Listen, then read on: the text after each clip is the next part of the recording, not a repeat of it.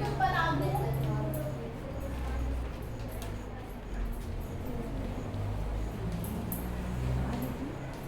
और विद्युत किसी एक समान विद्युत क्षेत्र में रखे द्विध्रुव को घुमाने में किया गया कार्य, घुमाने में किया गया कार्य। चलिए फटाफट दोनों के फॉर्मूले बताइए। Tau equals to PE sin theta, PE sin theta. और दूसरा किया गया कार्य W equals to PE 1 minus cos theta, P 1 minus cos theta, PE 1 minus cos theta, ठीक है ना? PE 1 minus cos theta. बैठिए। फ्राइडे कौन कौन नहीं था क्लास में? फ्राइडे नहीं, गुरुवार को, है ना? कल फ्राइडे था, आप नहीं थे? ये वाला नहीं पढ़ा आप लोग? आप ही नहीं थे, बाकी सभी बच्चे थे। ये क्यों आप गैप कर रही हैं? आपको मना किया है ना गैप करने के लिए। तबीयत ठीक नहीं थी इसलिए नहीं आए। आपकी तबीयत ठीक नहीं रहती, तो ये तबीयत ठीक कर लो पहले, समझ लेना, उसके बाद कक्षा 12 में आएगी। कौन सिखाएगा आपको ये सारे दोनों टॉपिक? तबीयत ठीक नहीं थी। बैठिए। रोज रहिए क्लास में। ये दोनों फॉर्मूले इंपॉर्टेंट फॉर्मूले हैं, इन पर बेस्ड न्यूमेरिकल्स भाई ये पढ़ना ही है आपको, कहीं से भी, कहीं भी, ना सिर्फ 12th में बल्कि इसके बाद जो भी आप अभी जो आप 12th वाला फिजिक्स पढ़ रहे हो, ये सिर्फ कक्षा 12 के लिए नहीं है, ये पूरे जीवन के लिए है। यदि आप फिजिक्स में आगे पढ़ रहे हो, आप इंजीनियरिंग की परीक्षा दोगे, यदि आप नीट दोगे, या फिर इसके बाद कॉलेज में एडमिशन के लिए, सेंट्रल यूनिवर्सिटीज में एडमिशन के लिए यदि आप एग्जाम दोगे, तो ये फॉर्मूले आपके आना ही है, ठीक है ना? Yes ma'am. सारे फॉर्मूले याद करिए, कक्षा 11 के, कक्षा 12 के, एक पूरा बनाइए चार्ट या एक कॉपी बनाओ, उसमें सब फॉर्मूले लिखो और ऐसे सट्टे से आपके पास इसको सब बनना चाहिए। एक दूसरे से पूछिए, इसका फॉर्मूला बताओ, इसका फॉर्मूला बताओ, ये कॉन्सेप्ट क्या है, इस तरीके से पढ़ाई होती है, ठीक है ना? तो ये दोनों फार्मूले हम प्रीवियस क्लास में गुरुवार को दोनों ही ड्राइव कर चुके हैं, आपको बनना भी चाहिए, ठीक है ना? याद कर लिया? Yes ma'am. बन जाएगा? साफ कर दूं? Yes ma'am. याद कर लिया? हाँ मैंने बताओ तो फिर, बता दो। जी हाँ, टाइक्यू बराबर PE sin theta, PE sin theta. हाँ, नेक्स्ट माइनस cos देखो, अभी कह रही थी कि इनको याद हो गया। W equals to PE minus cos theta. गलत। W equals to PE 1 minus cos theta. Inside the bracket, ठीक ना? Inside the bracket PE inside the bracket 1 minus cos theta. और कौन बोलेगा? आप उठाओ, सब बोलेंगे? बैठिए, बोलिए, आप बोलिए। PE minus 1 minus cos theta. ऐसे एकदम से आंसर निकलना चाहिए, नहीं कि आगे और ऊपर वाला। टाइक्यू equals to P cos theta. देख लो अब, देख लो अब, याद करके आइए, कल फिर से पूछेंगे हम आपसे, ठीक है? हेडिंग दीजिए क्षेत्र सदिश, और इसे समझिए क्या होता है क्षेत्र सदिश। क्षेत्र सदिश, ठीक ना? एरिया फैक्टर, इसे इंग्लिश में आप क्या बोल दोगे? Area factor. क्षेत्र सदिश, ठीक ना? Area factor.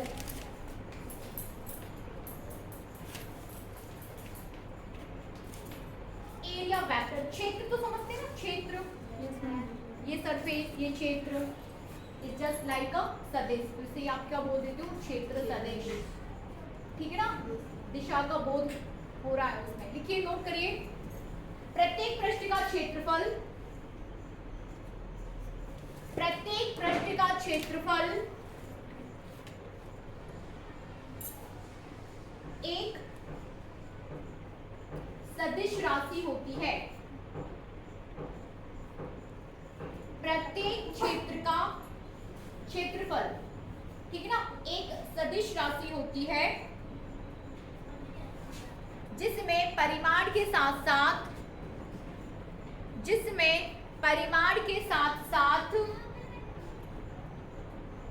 दिशा भी होती है, जिसमें परिमाण के साथ साथ दिशा भी होती है, ठीक है ना, क्षेत्र सदिश कहलाता है। समझिए, क्षेत्रफल को एक क्षेत्र सदिश बोला जा रहा है, ठीक है ना। किसी पृष्ठ का क्षेत्रफल चूंकि एक सदिश राशि होती है इसलिए उसे क्षेत्र सदिश बोल दिया जाता है, और उसमें परिमाण के साथ साथ दिशा का भी बोध होता है। Is denoted by del S, ठीक है ना, इसको आप डेल एस से डिनोट करते हो। ये क्षेत्र सदिश है, इसमें परिमाण के मतलब इसके फॉर्मूला जो आप लिखोगे तो परिमाण के साथ साथ क्या होगा, दिशा भी होगी, दिशा भी होगी। यदि यहाँ पे डेल एस परिमाण को दिखा रहा है तो एन कैप क्या दिखाएगा, दिशा को।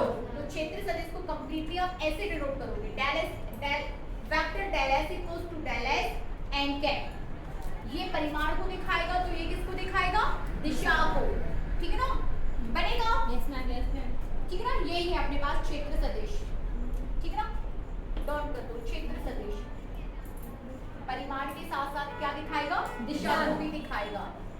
एक आधा आप बना भी सकते हो इस तरीके से। ये देखो, ये आपके पास एक क्षेत्र ये हो गया, एक ये हो गया, ठीक है ना, बंद हो गया, एक ये हो गया और एक ये हो गया। इसमें आपको क्या करना है, परिमाण के साथ साथ दिशा को भी दिखाना है, तो ये इसकी डायरेक्शन हो जाएगी ऊपर एन कैप यूनिट वेक्टर, ठीक है ना। और इसका क्षेत्रफल, ये इस एरिया को जितने एरिया को ये कवर कर रहा है उसी का क्षेत्रफल समझते ना, लंबाई गुणा चौड़ाई, वही क्षेत्रफल से मतलब वही से क्षेत्रफल से है। तो डेल एस इक्वल्स टू इसका क्षेत्रफल हो जाएगा। यहाँ पर भी डेल एस, ये हो गया आपका क्षेत्रफल। क्या हो गया परी, सब ठीक है, बनेगा। क्षेत्रफल के साथ साथ दिशा, तो यही कंप्लीट फॉर्मूला होगा। आप सिर्फ डेल एस लिखिए, उसको खत्म नहीं कर सकते आप, चूंकि बोल रहे हो कि क्षेत्र सदिश है तो उसको आप यूनिट वेक्टर के साथ उसको प्रेजेंट भी करोगे, बनेगा ना। Yes ma'am. नेक्स्ट हेडिंग कीजिए, वैद्युत फ्लक्स।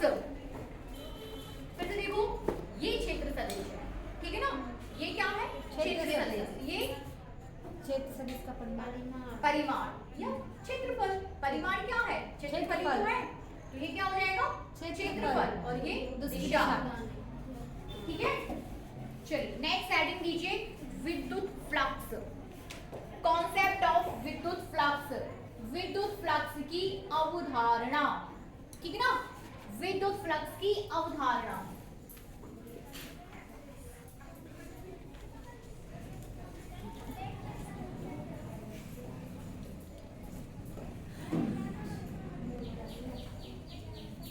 विद्युत फ्लक्स की अवधारणा,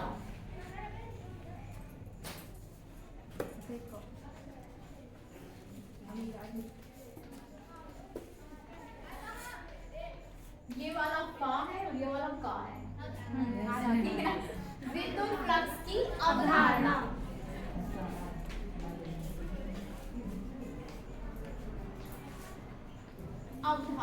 ठीक है। कॉन्सेप्ट ऑफ इलेक्ट्रिक फ्लक्स,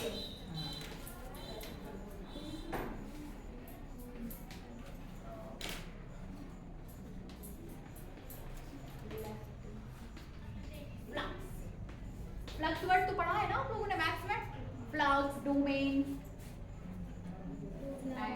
क्या पढ़ा, डोमेन क्या होता है, डोमेन अपनी भाषा में उसको क्या समझते हो मैम,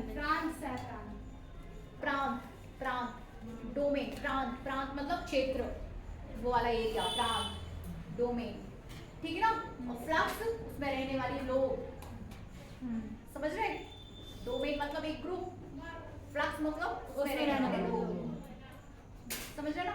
तो इलेक्ट्रिक फ्लक्स हमें देखने हैं, ठीक है ना। इसके पहले ये जो फ्लक्स है, ये फ्लक्स हमने कहाँ देखा था, कहीं पढ़ा हुआ है फ्लक्स,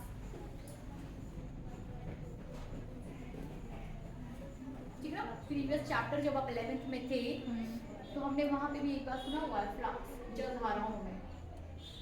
फॉर एग्जाम्पल पानी बह रहा है, बहते चला जा रहा है, उसको किसी एक एरिया से हम गुजारें, ये बह रहा है हमें कोई दिक्कत नहीं, बट उसके बीच आप एक छोटा सा क्या रख लो, एक एरिया को सेलेक्ट कर लो और फिर उसमें से गुजरने वाले धारा को देखो कि कितनी कितनी जल धाराएं उसमें से निकल रही है उस सिलेक्टेड एरिया में से। तो जितनी संख्या में वो निकल रही है ना, वही फ्लक्स है, उनकी संख्या फ्लक्स हो जाती है। हाँ जी मैम, तो उनकी संख्याएं क्या हो जाती है, फ्लक्स। समझ में आ रहा? जलधारा बह रही है, कोई दिक्कत नहीं, उसके बीच आप एक एरिया को सिलेक्ट कर लो। अब वो एरिया अभिलंबवत सिलेक्ट करके, फ्लक्स की जो डेफिनेशन है वो ये बोलती है कि उससे गुजरने वाले अभिलंबवत पृष्ठ से गुजरने वालों की संख्या। समझ रहे ना? फॉर एग्जाम्पल फिर से देखिए, जलधाराएं बह रही हैं, आपके पास कोई एक रिंग है, एक रिंग लोहे का छल्ला, उस लोहे के छल्ले को आपने क्या किया, एक बार ऐसे रखेंगे तो गुजरने वाली जलधाराओं की संख्या क्या होगी, कम होगी। कब अधिकतम होगी, जब अपन लंबवत ऐसे रखेंगे, जब लंबवत रखेंगे तभी अधिकतम होगी। उसे किसी एंगल पर भी झुका दोगे, देखो एक कंडीशन आपके पास ये है, इसमें अधिकतम होगी, इसको थोड़ा सा भी आपने झुकाया कम होते जाएंगे, और झुका दोगे कम होते जाएंगी, और जीरो एंगल कर दोगे तो क्या हो जाएगी, उससे गुजरने वाले जलधाराओं की संख्या न्यूनतम, सबसे कम। ठीक है ना, कंडीशन समझ में आ रही? तो जब अभिलंबवत आप रखते हो और उससे गुजरने वाली जो जलधाराएं उनकी संख्या तब क्या होती है, अधिकतम। तो वो जो अधिकतम संख्या है वही फ्लक्स है। ठीक है ना, संख्या। तो इसमें क्या हो जाएगी, विद्युत फ्लक्स। विद्युत फ्लक्स में अब देखिए, अभी आप जलधाराओं को गुजार रहे हो, अब आपको क्या गुजारना है, विद्युत रेखाओं को। That clear? कोई एक विद्युत क्षेत्र है, हम जानते हैं यदि विद्युत क्षेत्र है तो विद्युत रेखाएं भी होंगी। समझ रहे ना? इज दैट क्लियर और नॉट? Yes ma'am. जब विद्युत क्षेत्र है तो विद्युत रेखाएं भी होंगी, है ना? तो आपके पास ये विद्युत क्षेत्र है और विद्युत रेखाएं यहाँ से गुजर रही हैं। आप कोई दूसरा एरिया सिलेक्ट कर लिया आपने, आपके पास कुछ एरिया कुछ है, कोई वस्तु है, ठीक है ना, उस वस्तु को कभी कुछ क्षेत्रफल होगा, ठीक है ना, ये विद्युत रेखाएं हैं और ये कोई वस्तु है, इसका कोई क्षेत्रफल है डेल एस। इसको आपको इसमें लेके जाना है और रखना कैसा है, अभिलंबवत। तो अभिलंबवत गुजरने वाली कुल विद्युत रेखाओं की संख्या विद्युत फ्लक्स कहलाती है। बनेगा? नोट कर लीजिए इसकी डेफिनेशन, तो और आपको अच्छे से क्लियर हो जाएगा। समझ में तो आया? फ्लक्स क्या है, number of electric field, number of electric lines. Number है, संख्या है कि कितनी संख्या गुजर रही, ठीक है ना। डोमेन क्या बताता है, क्षेत्र, ट्रांस, और उसमें रहने वाले लोगों की संख्या क्या हो जाएगी, फ्लक्स। Is that clear? लिखिए, विद्युत क्षेत्र में स्थित किसी पृष्ठ से, विद्युत क्षेत्र में स्थित किसी पृष्ठ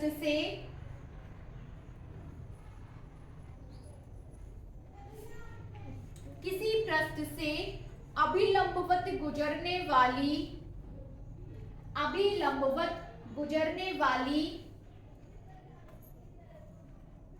कुल क्षेत्र रेखाओं की संख्या को, कुल क्षेत्र रेखाओं की संख्या को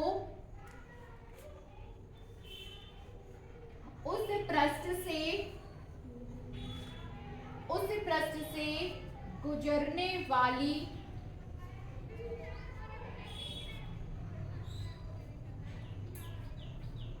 उस पृष्ठ से गुजरने वाला वैद्युत फ्लक्स कहते हैं, वैद्युत फ्लक्स कहते हैं। बनेगा? फिर से बोल दूं?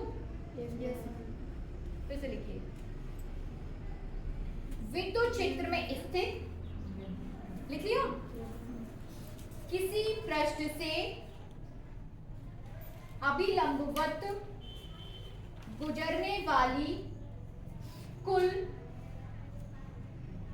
क्षेत्र रेखाओं की संख्या को उस पृष्ठ से गुजरने वाला वैद्युत फ्लक्स कहते हैं। इसे फाई से डिनोट किया जाता है, ठीक है ना, फाई से।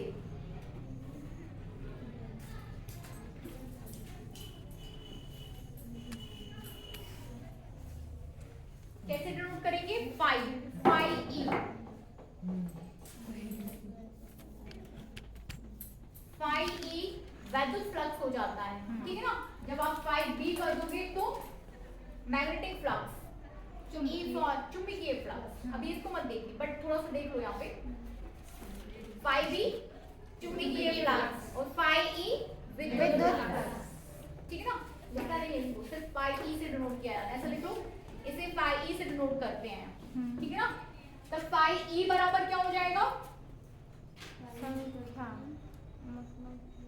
लिखिए, इधर तक लिखिए। Yes ma'am. अब लिखिए आगे, माना किसी बिंदु पर विद्युत क्षेत्र E है, माना किसी बिंदु पर विद्युत क्षेत्र E है,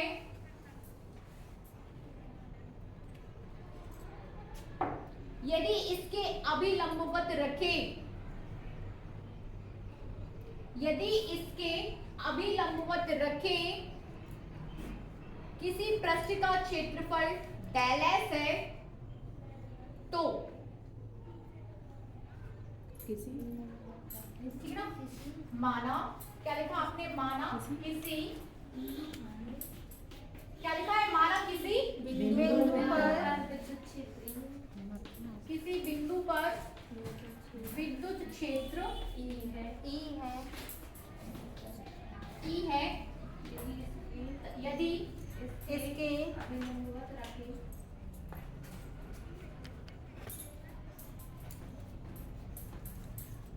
अभिलंबवत रखें किसी पृष्ठ का क्षेत्रफल डेल एस है, रखे पृष्ठ किसी का पृष्ठ का क्षेत्रफल डेल एस है, पृष्ठ का क्षेत्रफल डेल एस है, ठीक है ना।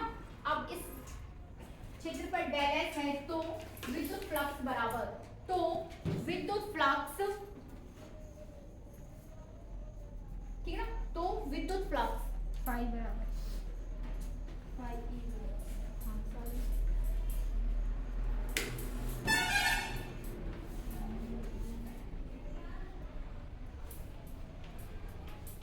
Del phi E equals to, ठीक है ना, विद्युत flux del phi E equals to क्या हो जाएगा? विद्युत क्षेत्र और क्षेत्रफल का गुणा, ई डेल एस, ठीक है ना, ई डेल एस।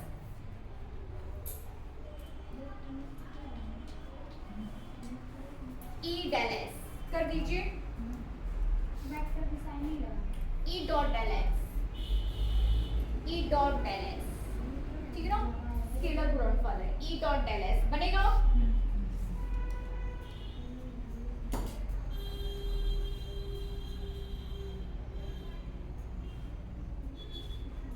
ठीक है, बनेगा।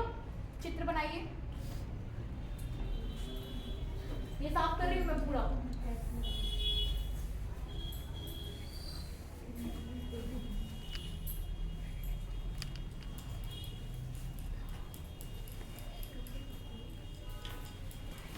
चित्र बनाइए,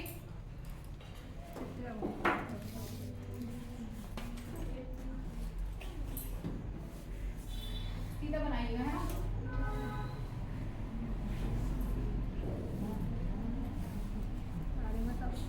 सही बना लेना है इसको। ये आपके पास विद्युत क्षेत्र रेखाएं हैं, ये इसका हो जाएगा पूरा क्षेत्रफल, ठीक है ना। बना देना इसको सही, ऐसे भी बना सकते हो ना, ऐसे।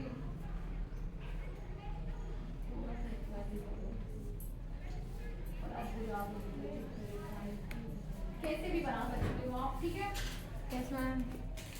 विद्युत क्षेत्र रेखाएं गुजार दीजिए, वहां से आप उसका क्षेत्रफल बता दो और विद्युत क्षेत्र बता दो, हो जाएगा, ठीक है ना। ये तो अभी आपने कैसा रखा? अभिलंबवत।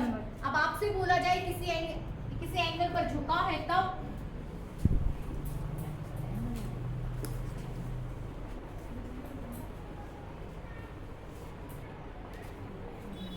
मैम यहाँ देखिए, A dot B equals to A B का AB sine theta how sine हाँ cos theta A cross B equals to sin theta ये थीटा किसके बीच एंगल है? A और B के A और B के बीच, सदिश A और सदिश B के बीच का एंगल है, ठीक है ना। आपने अभी लिखा है फाई E इक्वल्स टू कितना लिखा? E dot del S E dot del S dot product E dot del S, ठीक है ना। अब मुझे इसको आगे सॉल्व करना होगा तो E ds cos theta E del S cos theta, ये थीटा क्या दिखाएगा?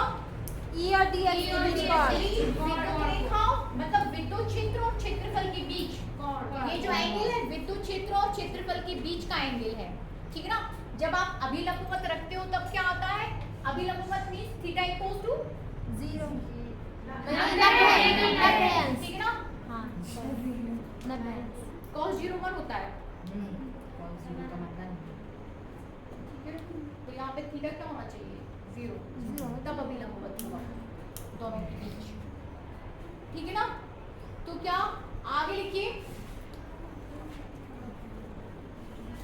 यदि विद्युत क्षेत्र E पृष्ठ E के अभिलंब, लिखिए आगे, यदि विद्युत क्षेत्र E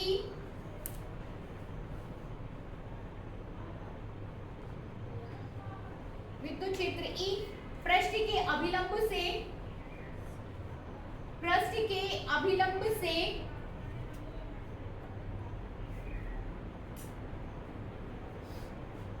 थीटा कोण बनाता है तो अभिलंबी की दिशा में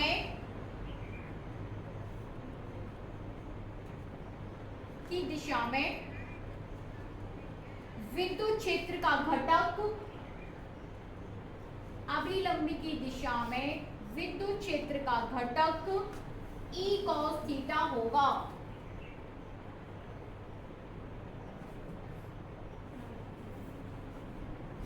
इस स्थिति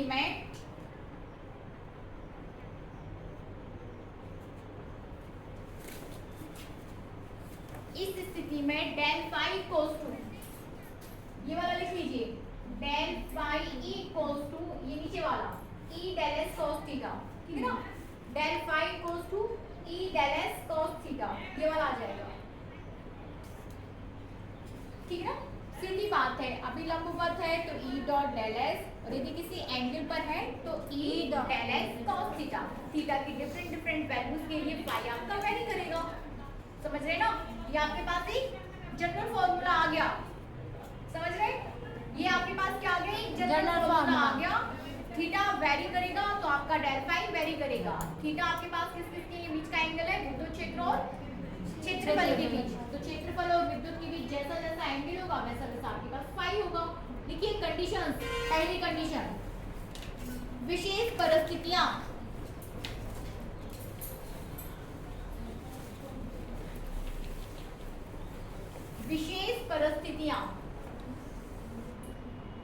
ठीक है ना। क्या लिखना है आपको? विशेष परिस्थितियां, special conditions.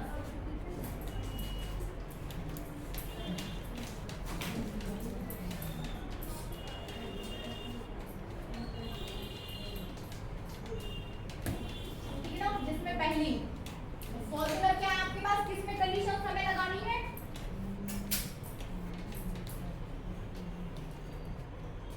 E ds cos theta, इसमें कंडीशंस लगानी है, ठीक है।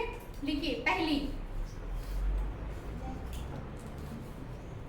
यदि थीटा इक्वल्स टू 90 हो तो समीकरण 1 से, ठीक है ना, ये वाला इक्वेशन आपके पास फर्स्ट है। यदि थीटा इक्वल्स टू 90 हो तो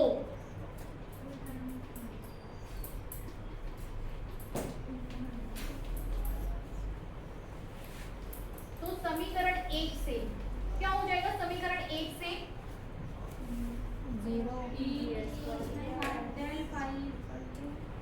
क्या हो जाएगा? थीटा इक्वल्स टू 90, तो लिखिए थीटा इक्वल्स टू 90 cos 90, जल्दी बताओ, cos 90 0, दैट लिखिए 0, ठीक है ना। तो लिख लो, इसको पूरा लिखिए,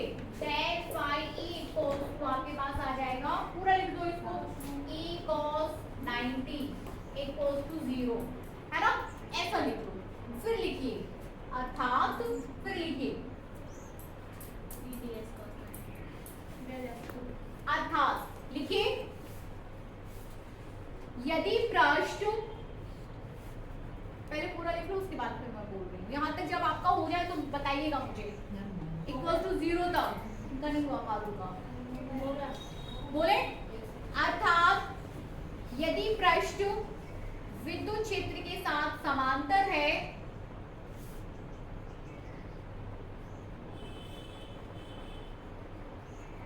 विद्युत क्षेत्र के साथ समांतर है तो उससे गुजरने वाला कुल फ्लक्स शून्य होता है, उससे गुजरने वाला कुल फ्लक्स शून्य होता है।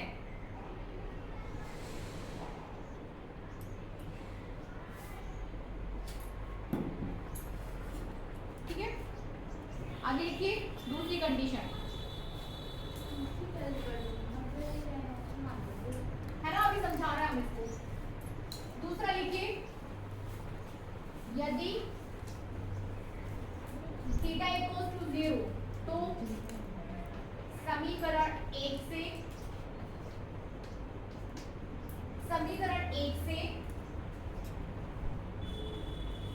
Del phi equals to e cos 0, it means e del s भी लिखो इधर, e del s cos 0, it means cos 0 equals to 1, फिर रहेगा e del s, ठीक है ना? e del s करिए और लिखिए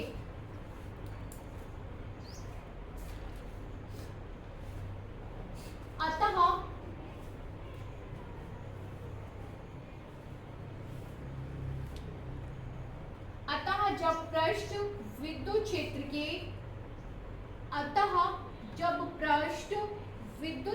के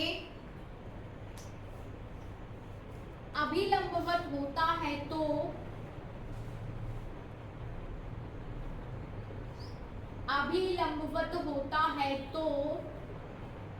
उससे गुजरने वाला कुल फ्लक्स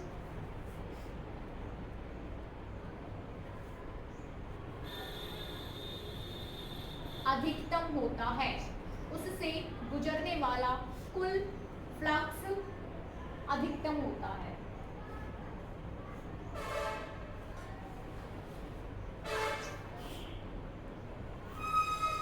ठीक है,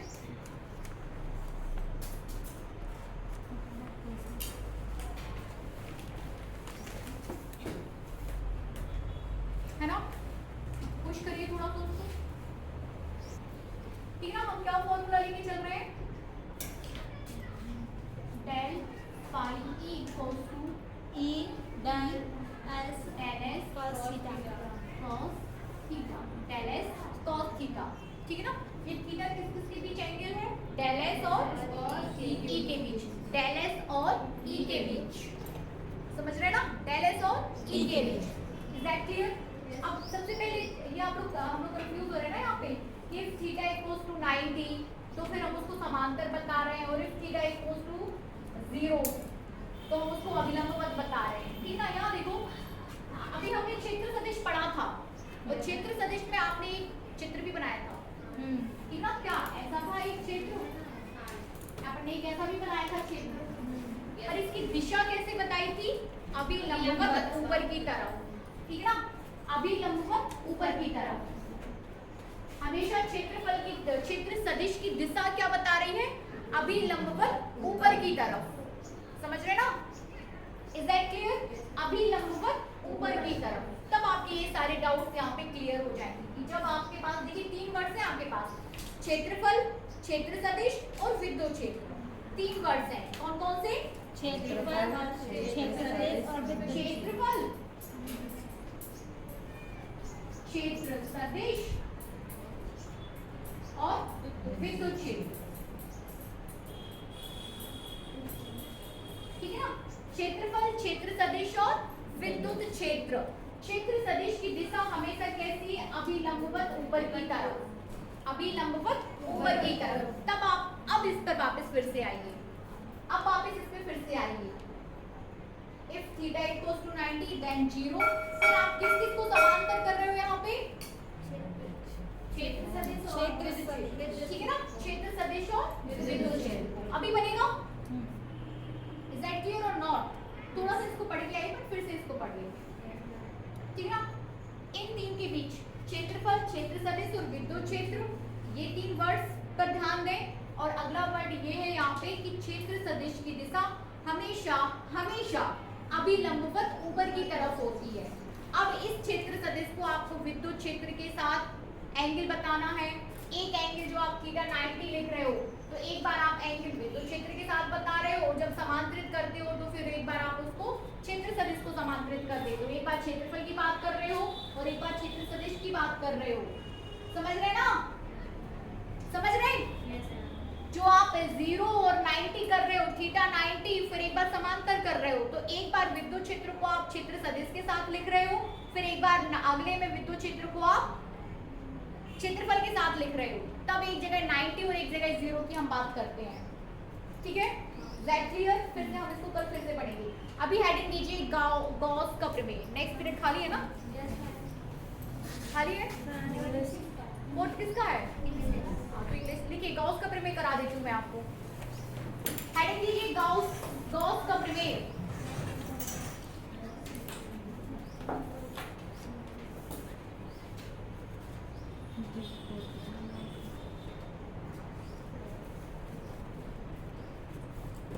क्या हुआ? गॉस का प्रमेय हमें पढ़ना ही आज, मैंने पहले ही बता दिया था, ठीक है ना? हेडिंग दीजिए, होमवर्क में लिखिए, होमवर्क डालो, होमवर्क। ये क्या पढ़ा हमने? विद्युत फ्लक्स का विमीय सूत्र, ये आपको निकाल के लेके आना। विद्युत फ्लक्स का विमीय सूत्र, ये होमवर्क है आपके लिए। और अभी हम हेडिंग देंगे गॉस की प्रमेय।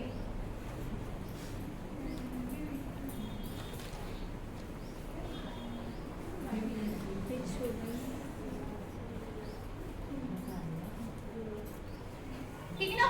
लिखिए,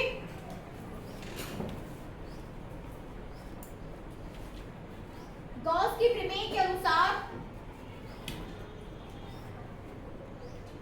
गॉस की प्रमेय के अनुसार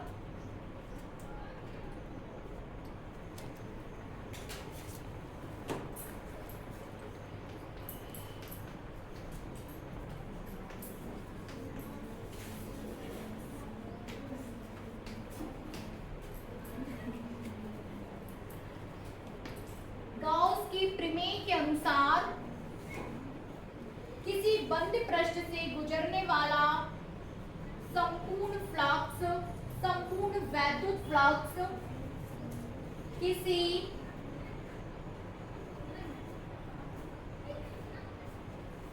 बंद पृष्ठ से, किसी बंद पृष्ठ से गुजरने वाला कुल विद्युत फ्लक्स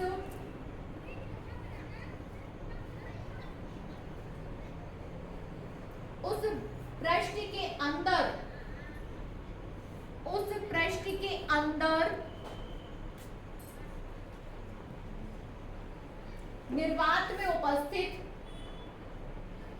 निर्वात में उपस्थित कुल आवेश का, निर्वात में उपस्थित कुल आवेश का 1/ε0 गुना होता है। ये ऐसा 1/ε0 गुना होता है, ठीक है ना? इन वर्ड्स में आपने क्या लिखा है? ध्यान दीजिए बोर्ड की तरफ। वर्ड्स में आपने लिखा है, देखिए, Gauss is the name of the scientist, ठीक है ना? गाउस क्या है? किसी वैज्ञानिक का नाम है, और उन्होंने विद्युत फ्लक्स पे काम किया और फिर एक थ्योरम दे दी जिसे गाउस का प्रमेय कहते हैं, गाउस थ्योरम है, ठीक है ना? हो सकता है नहीं हो सिलेबस में, लेकिन पढ़ना चाहिए, इसको समझना चाहिए, ठीक है ना? गाउस थ्योरम इंपॉर्टेंट टॉपिक है। क्या लिखा है आपने? किसी बंद पृष्ठ से, फॉर एग्जाम्पल आपके पास ये क्या है? बंद पृष्ठ। तो किसी बंद पृष्ठ से गुजरने वाला, अब हम ये नहीं कह रहे कि अभिलंबवत गुजर रहा कि समांतर गुजर रहा कि कैसा गुजर रहा, उससे गुजरने वाला कुल विद्युत फ्लक्स, ठीक ना, उससे गुजरने वाला कुल विद्युत flux is denoted by phi E. कुल विद्युत फ्लक्स मतलब फाई ई कितना होता है? उसमें उपस्थित कुल आवेश का 1/ε0 गुना होता है। तो यदि आवेश यहाँ पर Q है तो फाई ई को क्या हो जाएगा? Q into 1/ε0। Q into 1/ε0। कुल आवेश का 1/ε0 गुना कर दिया हमने, ठीक है ना। विद्युत फ्लक्स कुल आवेश का 1/ε0 गुना होता है, बनेगा। चलिए लिखिए आगे। यदि किसी पृष्ठ के अंदर निर्वात में उपस्थित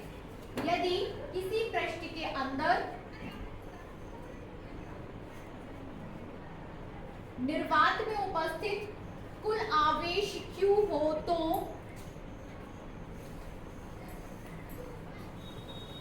यदि किसी पृष्ठ के अंदर निर्वात में उपस्थित कुल आवेश Q हो तो, ठीक है ना, तो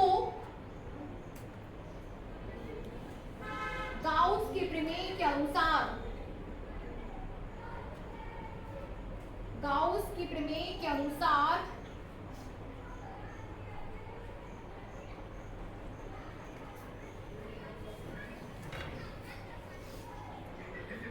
उस बंद पृष्ठ से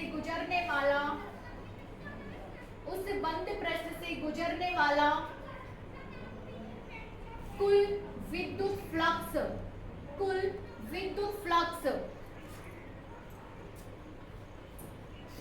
फाई ई इक्वल्स टू कुल विद्युत flux phi E equals to क्या हो जाएगा? वही जो आपने लिखा into 1/ε0।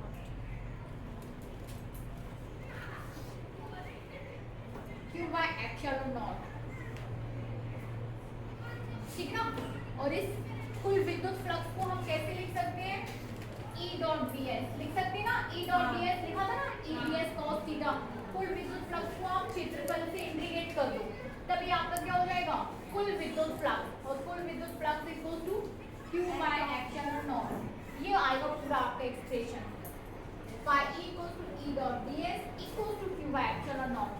ये चीज कुल विद्युत फ्लक्स को दिखा रही है, ये वाली चीज भी कुल विद्युत फ्लक्स को दिखा रही है, और इसको ये पूरा आपका गाउस के प्रमेय को दिखा रहा है, बनेगा। E डॉट ds ये integration of E respect to S is total electric flux, समझ रहे ना। E dot ds integration of ये समाकलित रूप क्या दिखा रहा है आपको? कुल विद्युत फ्लक्स। E डॉट ds मतलब कुल विद्युत फ्लक्स, तो E डॉट ds आपका हो गया, समाकलन कर दो उसका, ठीक ना। ये भी आ जाएगा आपका, और Q/ε0 ये चीज कुल फ्लक्स को, ये को, और ये हो जाएगा आपका Q/ε0, ठीक है ना। अब लिखिए निगमन, प्रूफ करना है हमें से। डेरिवेशन, निगमन, ड्राइव करेंगे, प्रूफ करेंगे। जो ऊपर लिखा हुआ है उसको हम क्या करना है? प्रूफ करना है।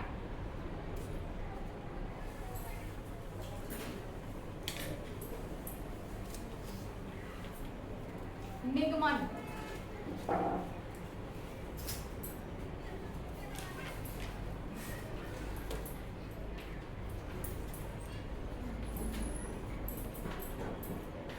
डेरिवेशन करना, निगमन लिखिए। माना क्या क्या लेना होगा हमें? क्या क्या चाहिए होगा? गॉसियन पृष्ठ होना चाहिए, उसका आवेश की हम बात करेंगे, उसमें हम विद्युत क्षेत्र की बात करेंगे, उससे गुजरने वाले कुल फ्लक्स की बात करेंगे, फिर कहीं जाके हम उसको प्रूफ कर पाएंगे। क्या प्रूफ क्या करना है? फाई इक्वल टू Q/ε0, ये चीज हमें प्रूफ करनी है, ठीक है ना। लिखिए, माना कोई बिंदु आवेश Q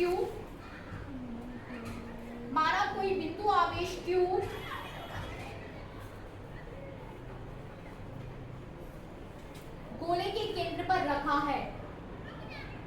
माना कोई बिंदु आवेश Q किसी गोले के केंद्र पर रखा है। इट मींस आपको क्या चाहिए? अब यहाँ पे गोला, ये ले लो गोला।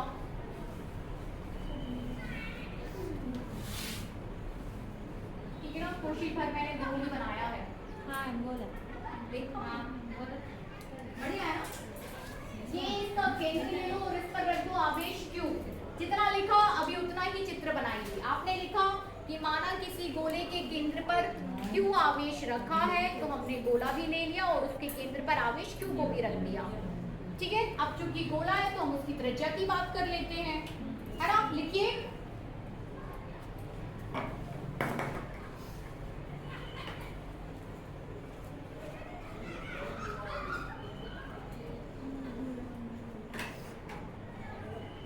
हो गया। ठीक है, अब चूंकि गोला है तो हम किसकी बात करेंगे, त्रिज्या की। लिखिए गोले की त्रिज्या r है, स्मॉल r। गोले की जो त्रिज्या दे रहे हैं वो कितना है, r। केंद्र पर आवेश रख दिया अपन ने Q और गोले की त्रिज्या क्या बता दी,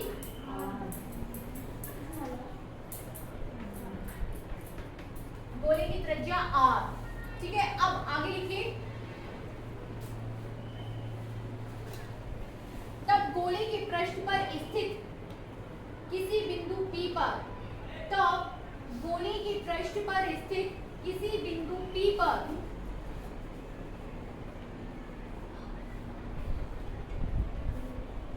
बिंदु P पर विद्युत क्षेत्र की तीव्रता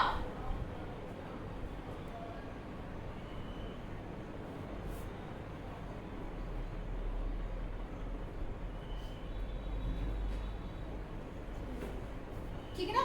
कहा ये आपके पास गोला है, इसके पृष्ठ पर समझ रहे ना, ना हम पृष्ठ के अंदर की बात कर रहे हैं ना हम पृष्ठ के बाहर की बात कर रहे हैं। बिंदु P हमें कहाँ देना है, पृष्ठ पर। तो आप यहाँ यहाँ यहाँ यहाँ कहीं भी ले सकते हो, ना तो अंदर देना है ना बाहर। पृष्ठ गोले के पृष्ठ पर स्थित किसी बिंदु P पर विद्युत क्षेत्र की तीव्रता कितनी हो जाएगी,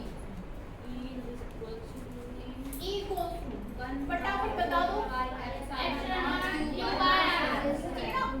विद्युत क्षेत्र की तीव्रता का सूत्र लगा दो। डिस्टेंस कितनी हो जाएगी, r और P के बीच r। तो 1/4 pi epsilon not Q by r square, 1/4 pi epsilon not Q by r square. ठीक है ना, Q by r स्क्वायर। आगे करिए इसको।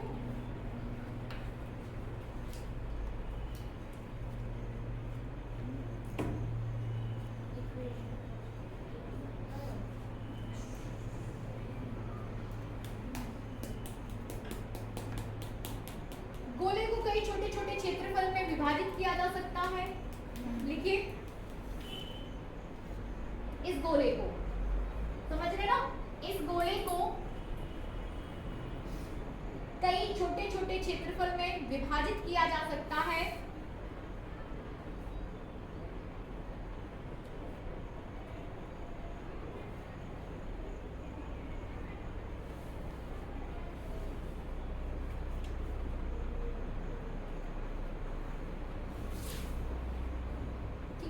छोटे छोटे क्या कर रहे हैं अपन, छोटे छोटे क्षेत्रफल में इसको विभाजित कर सकते हैं। ठीक है ना, समझ रहे हैं। यहाँ देखो, जैसे यदि ये डब्बा है तो डब्बा को हम ऐसे विभाजित करते हैं, ऐसे। समझ रहे ना, इसी डब्बे के आकार में। ठीक है ना, और यदि गोला है तो फिर गोले के आकार में ऐसे विभाजित कर दो। Is that clear. डब्बा है तो डब्बे के आकार में विभाजित कर लो, गोला है तो गोले के आकार में विभाजित कर लो। तो अब हम ये मान रहे हैं कि ये जो बिंदु P है, इस बिंदु P को कोई एक छोटा सा क्षेत्रफल क्या है, घेरे हुए है। एक छोटा सा अवयव की वहां पे कल्पना की जा रही है। ठीक है ना, यहाँ पे ऐसा तो ऐसा जो क्षेत्रफल इसको क्या है, घेरे हुए है। ठीक है ना, और उस अवयव का जो क्षेत्रफल है वो किससे डिनोट करेंगे, ds से। लिखिए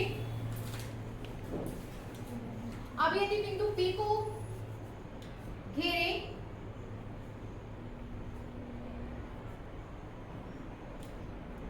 ठीक है ना, अब यदि बिंदु P को घेरे छोटे क्षेत्रफल अवयव की कल्पना करें तो छोटे क्षेत्रफल की कल्पना करें तो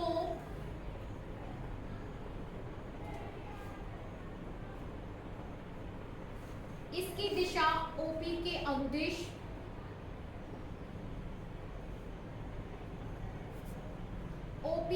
अनुदिश बाहर की तरफ होगी। ओपी के अनुदिश बाहर की तरफ होगी।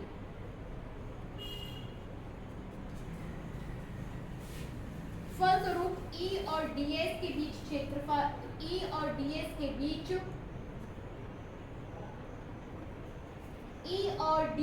बीच कोण,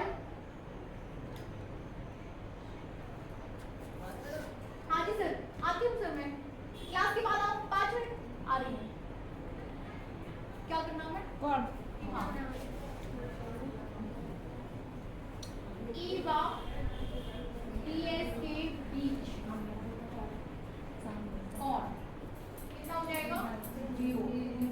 ई और डीएस के बीच कोण 0 हो जाएगा। ठीक है ना? ये ऐसे डीएस और ये बताएगा विद्युत क्षेत्र। ठीक है ना? विद्युत क्षेत्र लिखिए, आगे लिख लो, फिर से डिस्कस कर लेंगे, कोई टेंशन नहीं है। जब तक अपना ये गाउस का प्रमेय, क्षेत्रफल, क्षेत्र सदिश चीजें क्लियर नहीं हो जाती तब तक हम आगे नहीं बढ़ेंगे। डोंट वरी, ठीक है ना? हम सब बता देंगे, अभी लिख लो, अपन सब इस पे बहुत टाइम देंगे। ठीक है, लिखिए आगे। अतः क्षेत्रफल अवयव डीएस से गुजरने वाला, अतः क्षेत्रफल डीएस से गुजरने वाला वैद्युत फ्लक्स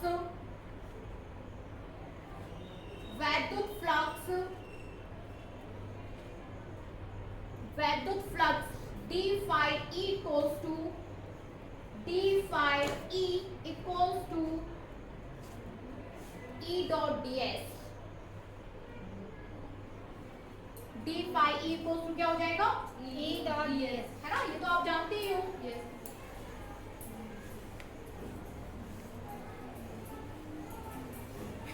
सिर्फ छोटे से क्षेत्रफल की बात कर रहे हैं अभी अपन। पहले इतने छोटे क्षेत्रफल को लेंगे, फिर गोले से गुजरने वाले फ्लक्स की बात करेंगे। ठीक है, तो इस छोटे से क्षेत्रफल से गुजरने वाला कुल फ्लक्स कितना है? d phi e। संपूर्ण से गुजरने वाले को आप phi e से डिनोट करोगे, पर अभी आप छोटे से गोले पॉइंट P को जो गोला घेरे हुए हैं हम उसकी बात कर रहे हैं, तो उससे गुजरने वाला कुल फ्लक्स कितना हो जाएगा? d phi e equals to E dot ds। ठीक है ना? E dot ds रख दीजिए, E dot ds, तो E ds cos थीटा है ना? सॉल्व कर दो, E ds cos थीटा, और थीटा कितना लिया अपन ने? 0। थीटा इक्वल्स टू 0, तो d phi e equals to क्या हो जाएगा? cos थीटा cos 0 1 तो E ds आएगा ना? E ds, अब E पुट कर दो, तो उपरोक्त समीकरण में E का मान रखने पर, उपरोक्त समीकरण में E का मान रखने पर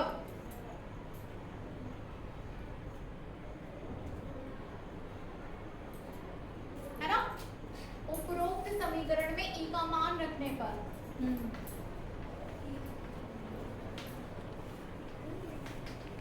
E का मान रख दो, तो d phi e equals to आपके पास आ जाएगा। E की जगह पे कितना लिखना है? 1/4 by epsilon naught q by r square ds। ठीक ना? q by r square ds। ये किसको रिप्रेजेंट कर रहा है? छोटे अवयव के कारण विद्युत फ्लक्स। किसके कारण? छोटे अवयव के कारण विद्युत फ्लक्स। और हमें किसके लिए चाहिए? संपूर्ण गोले के कारण। लिखिए आगे, अतः गोले के पृष्ठ से गुजरने वाला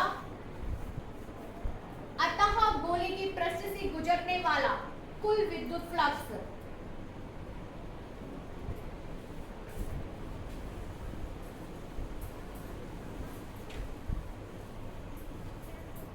ठीक ना? अतः गोले के पृष्ठ से गुजरने वाला कुल विद्युत फ्लक्स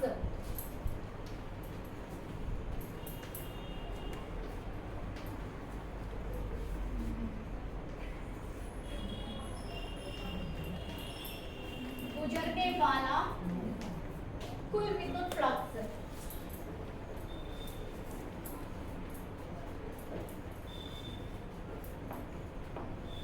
Cool method flux. अब हमें क्या लिखना है यहाँ पे?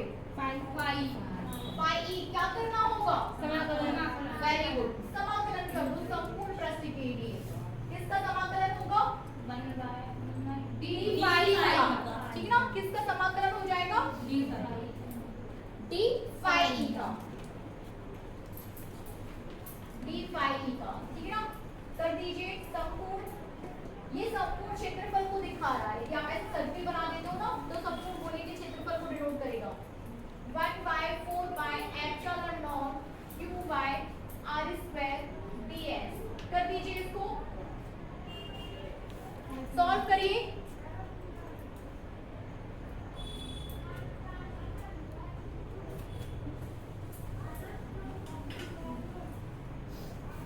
क्या बाहर ले लूं मैं? 1/4 by epsilon naught q upon r। Very good, 1/4 by epsilon naught, it means pi e equals to 1/4 by epsilon naught q by r square। और इनसाइड क्या बचेगा? ds। ये क्या दिखा रहा है? ds, ये छोटे से क्षेत्रफल छोटे क्षेत्रफल का। अगर ये क्या लगा तो पूरा संपूर्ण क्षेत्र का, संपूर्ण गोले का क्षेत्रफल है, ठीक है ना? ds संपूर्ण गोले का क्षेत्रफल, गोले का क्षेत्रफल कितना होता है? संपूर्ण गोले का क्षेत्रफल 4 pi r square। लिख दीजिए 4 pi r square, 4 pi r square और 4 pi r square। अब उपरोक्त समीकरण से इसको सॉल्व कर दूं, कर दूं? कर पा रहे हैं सभी बच्चे साथ साथ? तो स्टैक लिस्ट तो नहीं कर दिया? कर दीजिए। Then pi e equals to कितना आ जाएगा? 1/4 by epsilon naught q by r square, 4 pi r 4 pi r r square। square। So r square is cancelled by the r square, 4 so pi is cancelled by the 4 pi। So then we have q upon epsilon by epsilon naught। इसके आगे की बात हम कल ही करेंगे, हमें कुछ नहीं बोलोगे, साइलेंट। कल पढ़ते हैं कल।